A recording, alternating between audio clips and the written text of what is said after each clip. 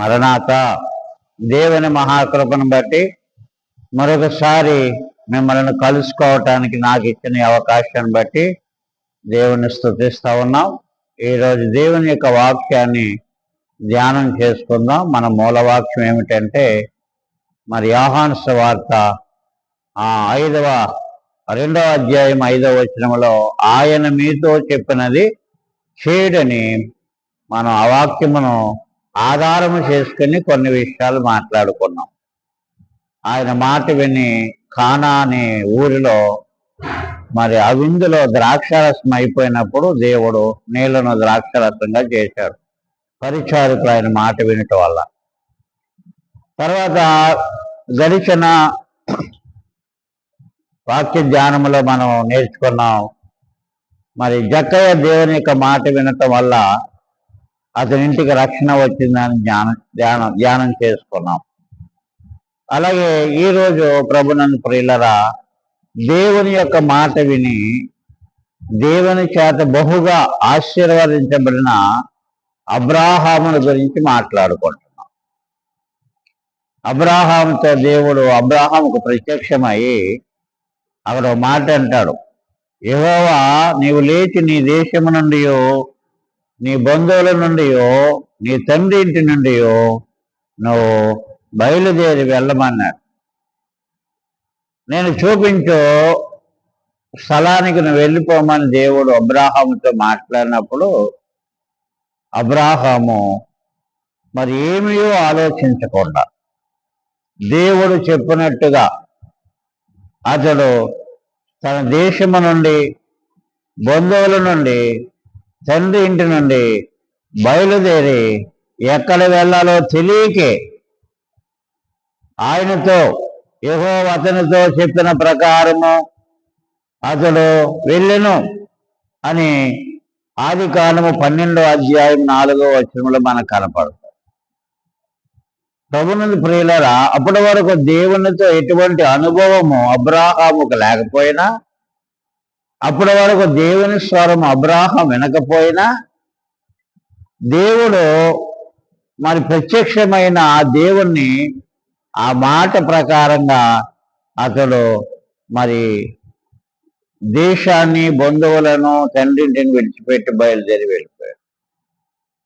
ఆయన మాటకు లోబడిన కారణం అది. అబ్రాహాము ఆశీర్వదించబడటానికి ప్రధానమైన కారణం ఏంటంటే ఆ దేవునికి లోబడ్డాడు. అందుచేతన ఎలియాజరు ఆదికాండం 24వ అధ్యాయము 34వ వచనంలో అబ్రాహాము యొక్క ఆశీర్వాదాల గురించి మాట్లాడతాడు. ఏమని మాట్లాడతాడంటే, మరి నా యజమానుడైన అబ్రాహామును దేవుడు బహుగా దీవించాడు. ఒక మనిషికి కావలసినవన్నీ, కావలసిన దానికంటే అత్యధికంగా దేవుడు దయచేశాడు. నా యజమానుడు గొర్రెలు, గొడ్లు, ఒంటెలు, దాసదాసీలు, వెండి, బంగారము, అంత మాత్రమే కాదు, నా యజమానుడి యొక్క భార్య వృద్ధాప్యములో ఒక కుమారుని కనినని ఎలియాజరు అబ్రాహాం యొక్క ఆశీర్వాదముల కొరకు మాట్లాడుతూ ఉన్నాడు. ప్రియమైన దేవుని ప్రజలారా, ఇంతగా అబ్రాహాము ఆశీర్వదించబడటానికి గల ప్రధానమైన కారణం ఏంటంటే దేవుని మాటకు అబ్రాహాము లోబడ్డాడు. అది మొట్టమొదటిగా దేవునికి లోబడాలి, విధేయత చూపించాలి. దేవుని మాటకు విధేయత చూపించినంత కాలం మన జీవితాల్లో దేవుని ఆశీర్వాదాలు పొందుకోవటానికి అవకాశం ఉండదు. ఏమీ లేని పరిస్థితిలో సమస్తాన్ని పక్కన పెట్టి దేవుని మాట మేరకు వెళ్ళిపోయిన అబ్రాహామును దేవుడు అట్లాగా ఉంచాల. దేవుడు ఆకాశ నక్షత్రముల వలె, సముద్రమందరి ఇసుకరేణువుల వలె దేవుడు అబ్రాహామును ఆశీర్వదించినట్లు బైబిల్ గ్రంథంలో మనకు కనపడుతుంది. మరి నీవు కూడా అబ్రాహాము వలె దేవుని మాటకు లోబడాలని ప్రభు నామములో మనం చేస్తున్నాం. అలాగే అబ్రాహాము దేవుని చేత ఆశీర్వదించబడటానికి రెండవ కారణం ఏమిటంటే అబ్రాహాము ప్రార్థన పరుడు. అక్కడ చూసినట్లయితే ఆదికాండం 12:8 అబ్రాహాము గుడారం వేసి బలిపీఠము కట్టి యెహోవా నామమున ప్రార్థన చేశాడు. దేవుడు అబ్రాహాముకు 7 వాగ్దానాలు ఇచ్చాడు. ఆ 12 మనం చూస్తే ఆ వాగ్దానాలు నెరవేర్చబడటానికి అబ్రాహాము పట్టుదలతో ప్రార్థన చేస్తున్నాడు. ఈరోజు చాలా మంది వాగ్దానాలు పొందుకుంటున్నారు, కానీ ఆ వాగ్దాల నిమిత్తము కన్నీటి ప్రార్థన లేదు. ప్రభువా, నీవు నాకు ఇచ్చిన వాగ్దానమును నెరవేర్చాయా అని ప్రార్థన చేసేవారు తక్కువైపోయారు. దేవుడు నాకు మంచి వాగ్దానం ఇచ్చాడు, దేవుడు చాలా మంచి వాగ్దానం ఇచ్చాడు, మరి ఆ వాగ్దానం నీ జీవితంలో నెరవేర్చబడుతుందా? ఎందుకు నెరవేర్చబడలేదంటే వాగ్దానము కొరకు నీవు పట్టుదలతో ప్రార్థన చేయాలి. ప్రభువా, నీవు నాకు ఇచ్చిన ఈ వాగ్దానమును నెరవేర్చాయా, ఈ వాగ్దానం నెరవేర్చబడటానికి నా ప్రవర్తనను మార్చు ప్రభువా, నా ప్రవర్తనను నీ దృష్టికి అనుకూలంగా చేయి ప్రభువా అని ప్రార్థన చేసేవారు తక్కువైపోయారు. అలా ఉండకూడదు. మనం అబ్రాహాము యొక్క వాగ్దానాల నెరవేర్పు కొరకు ఒక బలిపీఠమును కట్టి అక్కడ ప్రార్థన చేసినట్టుగా మనం కనపడు. మన జీవితాల్లో దేవుని సన్నిధిలో ప్రార్థన ఉందా? ప్రార్థన చేస్తున్నామా? వాగ్దానాలు చదువుకొని సంతోషిస్తున్నామా? కాదు. మనము వాగ్దాన నెరవేర్పు కొరకు మనం ప్రార్థన చేయవలసిన వారమై ఉన్నాం. తర్వాత అబ్రాహాము ప్రభువుని ప్రియులరా విశ్వాస వీరుడు. అతడు యెహోవాను నమ్మెను, అది అతనికి నీతిగా ఎంచబడు. విశ్వాసం. మనం దేనినైతే అడుగుతున్నామో అది పొంది ఉన్నామని మనం నమ్మాల.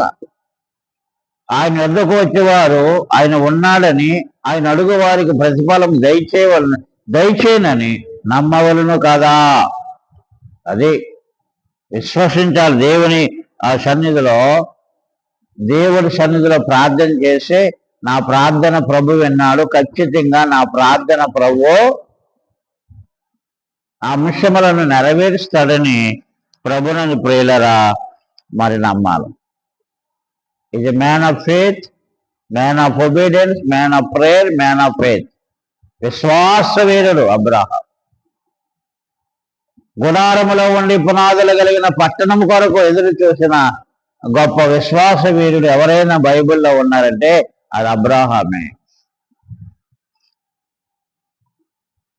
అబ్రాహాము విశ్వాసంతో ప్రభుని 25 సంవత్సరాలు తన విశ్వాస జీవితంలో అనేక అనుమానాలు తలెత్తినా, అనేక అవమానాలు మరి జీవితంలో అనుభవించినా, దేవుని యొక్క వాగ్దానాలు నెరవేర్చబడకపోయినా, దేవుని యొక్క వాగ్దానాలు ఆలస్యమైపోతున్నా విశ్వాసముతో ఖచ్చితంగా ఆయన చేసిన వాగ్దానాలు ఖచ్చితంగా నా జీవితంలో నెరవేరుస్తాడని విశ్వాసముతో దేవుని కొరకు ఎదురు చూశాడు. కనుక అబ్రాహామును దేవుడు బహుగా ఆశీర్వదించాడు. ఈరోజు నీ జీవితంలో ప్రభువుని ప్రియుల విధేయత ఉందా?